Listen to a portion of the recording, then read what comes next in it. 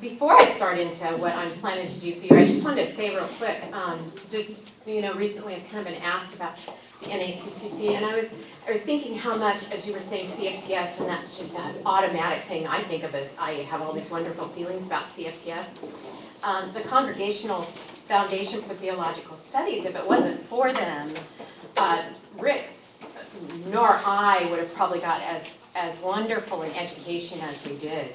Both of us ended up with some of those wonderful scholarships that you can get through those organizations.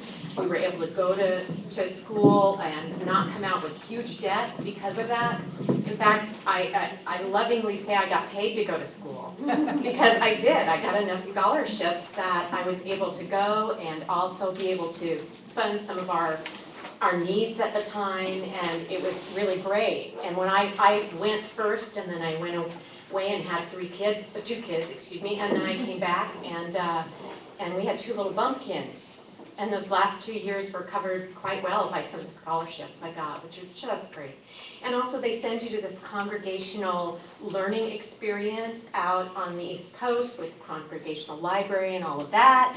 And that just immerses you in this very unique, wonderful faith that we have. Wonderful expression of Christianity that is Congregationalism. It's so unique. We're so lucky to have it, and the history of all of that just sort of comes alive for you as you do that studying. So I'm Congregationalist to the core, and really love our place in that organization. So right at the moment, though, I'm Mary Koch, and I'm a reverend and all that good stuff, and I'm representing Freedom Congregational Home Church here. But as we talked, what I'm really focusing a little bit more on and coming from the perspective of is hospice, which is where I work. I work actually next door in a little house that years and years ago I lived in. So now it's kind of fun to work there.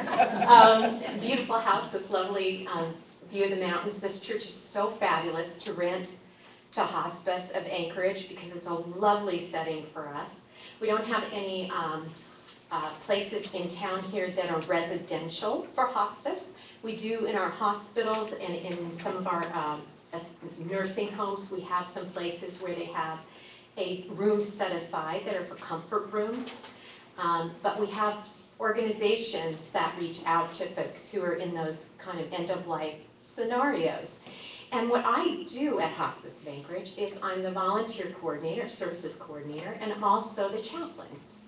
And as a volunteer services coordinator, I teach the volunteers how to go out and lovingly interact with people who are nearing the end of life, who are all very different. Lots of different needs and ways of being, lots of different faiths, religions, non-religion, lots of different, differences, tons of differences. And people who are going through major changes in their lives, and so their differences are even wider sometimes. For themselves, they're becoming very different from what they were. And in that process, what I teach usually is compassionate companioning. To be someone who can compassionately approach another individual and be there for them. The term I like to use is presence. That huge, big term. I don't know if you've heard anything about presence, but we talk about presence and the presence of God with us. And we talk about the presence of another person being fully present to us and how that feels, how wonderful that can feel. And that's what I try to teach. Oops. I also do some teaching. That's my job. And I will apologize. I do have my phone plugged in back there, and it's on ringer. And the reason is because 24/7 I have a phone that's forwarded to it in case one of my volunteers has a question. So I do have that there, and I very seldom get a call on it because I try to prepare them so that they don't need to call me, but just so you know. But you will. You know you will. No. It's a Today it's going to happen. mobile phone line. Another thing I do is because my husband is in the military and a chaplain there, and because he's deployed, and because I've got family members, and because I've just come to have a real heart for the military, I also teach communication and relationship trainings for the military. And honestly, a lot of the stuff is the same. So I'm going to talk to you a little bit. We don't have very much time today with an hour and a half. And I assume we're going to be out of here probably before 4. I'm not going to keep you till 5. I'm not going to do that. In fact, with my trainings, what I love to do is set up a time frame that says we're going to be from this to this and then end an hour early every time. If I can get us through it, I'm excited. So, as I was thinking about what I was going to share with you today, I thought I'm using the scripture that I was given. I am the vine and you are the branches. If you remain in me and I in you, you will bear much fruit. John 15. Well, we're all connected. And especially as Christians, we're connected to that vine. We're branches and we're connected to other branches. And if you think about in the Bible, you think about biblical times, the olive branches and the grapevines, and how a lot of times those who care for those vines will tie them together and tie them to a particular trellis so that they'll grow better and more healthily. And if you can think of in your life, you might have been tied to somebody a little bit at some point in time, and how much that's been meaningful to have that tie and to be carried sometimes and to carry someone else. So God ties us together and binds us together to help each other. We are connected. We're connected just as human beings. We're connected spiritually to that wonderful spirit that rules the galaxies and our own little individual families. We're connected through our faith in God and our faith in Jesus Christ. We're connected emotionally and mentally too. Have you ever walked into a room and immediately you feel the sense of the room? Maybe there's some anger in the air. Anybody been there? Yeah. Or maybe there's this welcoming, lovely thing and you just enjoy yourself like crazy just walking in the room. Have you felt that? Yeah. We don't even need to talk to each other to feel that wonderful stuff or tough stuff in a room. So we're connected. We're connected spiritually and emotionally and mentally. And we're connected physically. We live on this same planet. We drink the same water. We breathe the same air. We eat the food grown in the same earth. If you trace it back far enough, our ancestors are all pretty much the same. Same genetics. We are all growing. We all change. We're all born. And we all die. I want to show you this piece that Rick gave you. What does this say? Life. What does this say? Death. Yeah. Isn't it beautiful? For heaven's sake. It's two sides of a coin, and life and death are out there all the time. We don't talk about it very much in our society today. Quite often we tend to avoid that subject, that death is part of life, and I love the fact that across the nation there's been kind of a move to start reintegrating that, recognize that death is part of our life, and that it's part of the ongoing of the human race. It's wonderful when that happens because people can then connect with each other more. We tend to cut people off when they're dying because we're afraid of it. And we don't want that to be the case. We want to remain connected. And another strong connection for all of us is that we all have pain. Every last one of us. In fact, let's just for a second imagine, think to yourself, if you're someone who is not aware of any pain in your life right now, whether it's physical, or spiritual, emotional, maybe within a relationship. If you're not aware of any pain right now, would you please raise your hand? I could, but my shoulder hurts too much. Yeah.